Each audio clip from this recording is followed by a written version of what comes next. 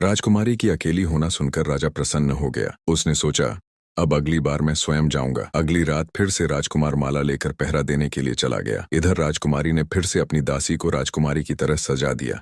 जैसे ही राजा वहां पहुंचा, उसने देखा कि राजकुमारी कमरे में अकेली बैठी है। राजा को विश्वास हो गया कि यह असली राजकुमारी है। उसने कुछ देर बातें की और रात भर वहीं रुक गया। सुबह होते ही वह गर्व से महल में वापस लौटा और सीधे राजकुमार के पास गया। लेकिन जैसे ही उसने राजकुमार के हाथ में पुष्पमाला को देखा, वह दंग रह गया। माला अब भी ताजा थी। राजा हैरान था। उसने सोचा, यह कैसे संभव है? मैं तो स्वयं उसके साथ रात भर रहा, फिर भी माला मुरझाई नहीं। अवश्य ही राजकुमारी ने कोई जाल रचा है। राजा का चेहरा गुस्से से लाल हो गया। उसने मंत्री से कहा, हमें इस बार कुछ और उपाय करना होगा। यह साधारण युवक मेरा रास्ता नहीं रोक सकता। उधर राजकुमार पहरे से लौटकर अपनी पत्नी के पास आया। राजकुमारी ने उसे सब कुछ बता दिया। राजकुमार हंसते हुए बोला, तुम्हारी चतुराई ने एक बार फिर हमें बचा लिया, लेकिन राजा अब और भी खतरनाक चाल चल सकता है। राजकुमारी ने गंभीर होकर कहा, मैं तैयार हूँ। हम दोनों मिलकर राजा और मंत्री की हर साजिश का सामना करेंगे। राजा अब अपनी अगली योजना बनाने में जुट गया था, लेकिन राजकुमारी और राजकुमार की चतुराई उसकी हर चाल पर भारी पड़ रही थी। राजा ने अब सोचा कि क्या किया जाए, तो उसने एक बहुत बड़ा उपाय सोचा। उसने राजकुमार गोपाल को पास बुलाया और बोला,